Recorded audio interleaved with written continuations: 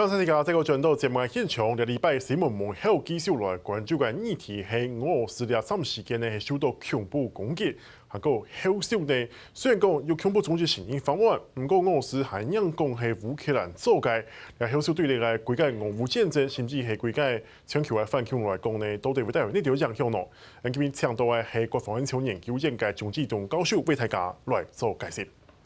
先生你好，主持人你好。先生，條一問題，你想問吼，就是講，禮拜莫斯科應用停嘅爆炸案，看到嘅東洋槍啦吼，後續那個放映雖然講做到咧，韓國還同意打到唔想認平安嘅，你先冇討論問題，最主要係做乜講？禮拜係俄羅斯啊20年來最嚴重嘅恐怖攻擊，韓國做乜會有安尼嘅攻擊咯？我想哈，總的來講，應該要考慮原因，可以說分近因跟遠因兩種。那就近因上面來講的話，主要是在這個俄羅斯跟那個伊斯蘭，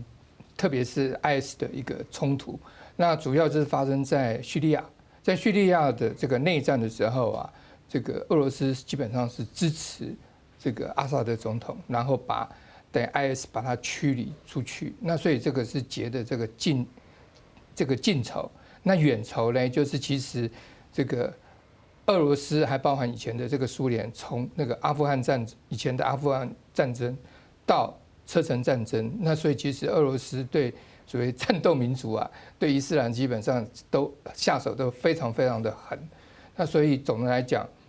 ，IS 把俄羅斯列作整個他們主要的這個攻擊目標，不下於所謂的美國跟歐洲西方國家。所以我說，這是在從遠期到近期的一個戰爭的一個衝突，那當然還有在宗教的這個因素上面，按總的加總起來，所以 IS 其實在過去整個對俄羅斯也都不斷有一些恐攻，只是沒有像這一次那麼嚴重那麼大。按這一次會特別大，那當然就是有些人就講，因為現在俄羅斯忙於在所謂的烏克蘭的這個戰爭，所以他在等於是在後方啊，所謂的民防上面來講，可能就是會出現漏洞，所以也出現。不過，今天講俄羅斯冇可能獨到那個恐怖攻擊啊，奇怪。這就是有人講的陰謀論啊，哈，陰謀論的講，要借着，因為就像主持人講的啊，在俄羅斯，它現在整個非常嚴密的管控，算是全世界幾個最有。集權國家嘛，管控、監視很厲害的，怎麼可能會放任這個恐怖主義這些恐怖分子？我們看一些整體的這個媒體的報道，還在那邊觀察了有1、2個小時，然後最後再就這樣進去，所以這對所謂警察國家來講，這是很難想象的。所以有些人講說，這個是一個陰謀論，然後要讓這個。借這個機會，然後來強化這個俄羅斯，就是普丁啊，對內部的一個控制。特別他現在要發動第2次的一個徵兵的一個活動行動，那所以在這時候，他可能借這個機會啊，因為等於是說，把這個嫁禍於烏克蘭。你可以看那個普丁都一直講是跟烏克蘭有關，雖然後來露餡了。那白俄羅斯總統說，本來他要來我們這邊哈，不管是怎麼樣，這是可以理解這樣子的一個情形。特別已經有人說啊，這就是我幹的，他說哎，不是你，這的確是有這個陰謀論在裡面。不過從另外一個角度來看，我覺得也有它的一個道理，就是怎麼講。顯示啊，現在俄羅斯政府啊，他現在整個因為忙於整個前線的這個戰爭啊，他整個後面現在整個的這個所謂的這種管理啊，政府的一個內部的一個管控啊，其實是等於是出問題的，所以才會讓這次恐怖分子啊有這樣子的一個機會。那當然，普丁是絕對不會承認他整個內部的管控會有問題，所以他一定要找到一個人來負責，但。不管是誰，那跟他一定沒有關係就是了。現在聽講到嘅問題就講，俄羅斯其實就大概佢因為轉型到了烏克蘭嘅戰場上，佢對自家嘅國安問題、自家本土嘅國安，點都係人講忽略的。其實嚟個情資美國頭上面處哦，做是中啊，比如那个景致，能够变有同俄罗斯讲的。做嘛，所以讲你他普廷其他独独嘅係嘅上台了後，連任了後，也清太嘅新型嘅危機嘛，尤其對待國家安全嘅部分。就啊，其實哈，因為他現在在打這樣子的烏克蘭戰爭，那這個現在他內部裡面是不是真的就那麼團結？我想這個是有問題的，因為他現在把所有的反對派不是被自殺的，就是被就不見了哈。那所以，講到這個，我就覺得倒是一個很有意思啊，因為借着這一次的這個事件，我想有些人才知道，俄羅斯是廢止死刑的國家。那他讓那麼多的他的政敵被自殺，可是他是一個廢止死刑的國家。所以因為這一次的恐攻啊，聽說俄羅斯政府慎重考慮要恢復死刑啊，所以這題外話了。不過我是覺得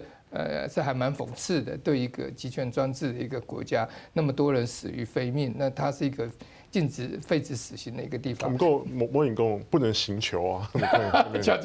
過大家可以看到就是這樣子。那所以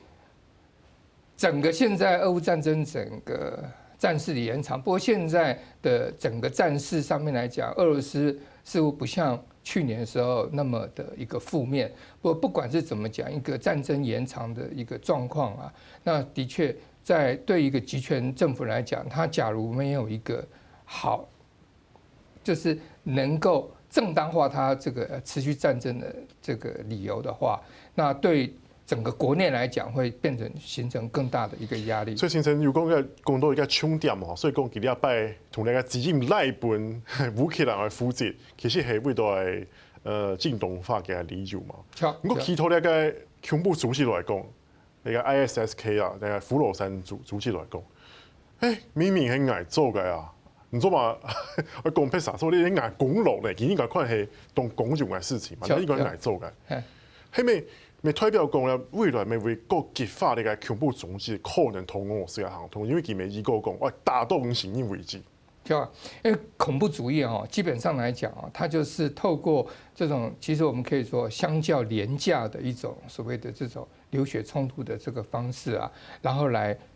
達到他想要達的一個政治目標，特別在宣傳上面來講，你想想看啊，這用少數的一些人的這個所謂的這種恐攻、自殺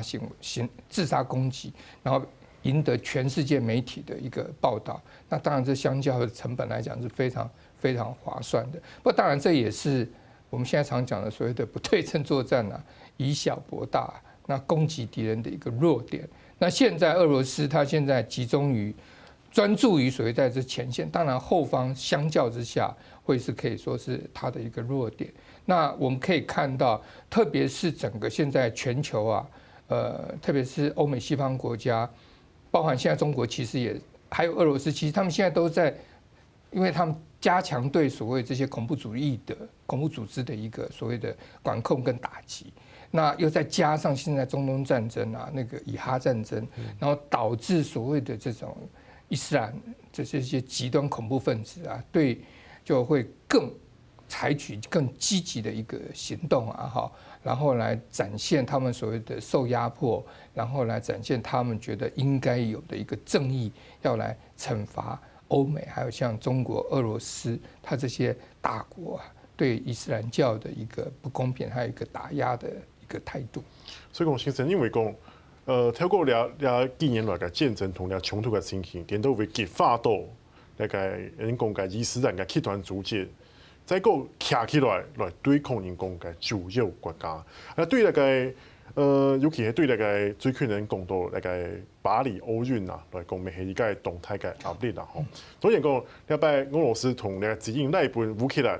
咪對歐洲來講，其實咪係一個壓力。然後歐洲係遇到兩個壓力嘛，第一個是俄羅斯加太嘅嘅兵力，第二是恐怖組織隨時圍過來，其實很有可能性的事情。當然哈，奧運啊，絕對會是恐攻啊最能夠我剛才講一個宣傳一個效果最大的。我大家只要記得之前這個在奧運的時候，第一個呢就是發生恐攻，就是以色列的這個運動員被整個恐怖分子整個殺害還有綁架。那所以當然我是说，特别是现在这个欧美西方国家在这个以哈战争上面的一个立场啊，使得这些所谓的回教伊斯兰的这种极端分子会采取更激进的一个方式，一定准备好要大干一票。那当然在这时候，整个像在奥运哈，我们可以看到，那就是在法国的一个奥运，那就可能是一个非常非常大的一个可能性。我想这个法国当局啊，它本身也有这个警觉。不过大家要注意的就是啊，因为其实啊，法国因为它地理位置的这个关系在地中海，所以其实像非洲的一些难民，还有中东的一些难民跑到这个法国，所以法国其实有非常非常多的这些回教徒在里面。那这也会造成就是说，它提供这样子的一个国内的一个环境，不像是说你像假如在台湾的话，你假如特别是你假如是阿拉伯人，还有像那些那个留胡子的，还是一看大家都看得很，马上就会有所警觉。那基本上在法国，你想现在有机会去法国，像在巴黎去，几乎可以，我想应该有超过一半啊，都是所谓的有色人种。那有色人种里面，像黑人啊，还有像这些所谓中东阿拉伯人这些回教徒，伊斯兰教，其实像我们大家知道，像最近那个在整个波斯湾地区攻击那个海运的那个是黑人，不是我们一般印象中的阿拉伯人，所以黑人有很多是回教的，而且大家不要忘，全世界第2大的回教国家就在亚洲的印尼。所以讲，你哈法国应该来讲如临大敌。是，对。那因为讲形成了新一轮应对的恐怖主义嘅西方国家，也係包括了泰國家，會要通什麼？認為講一定會的，我想一定會的。那他們，我想首先在所謂在情報的這個提供連續上面來講，我是說，他們西方國家特別，我相信這不止會是法國的這個問題，它整個北約整個會動起來。那整個北約、整個歐盟整個動起來，然後我說第一個在情報上面來講的這個分享上面，就像其實一些恐攻，其實有些都有部分的這個資訊都可以收到的。那所以我是說，在情報的這個合作跟聯繫上面來講，我們可以看到他們一定會提高這整個所謂的這種收集還有這種防衛的這種情形。那當然，第二個我們可以看到的，在整個國內的這種所謂的這種保安、這種警察的這種巡邏，還有整個安檢，一定會更嚴格的。那所以其實我們可以看到。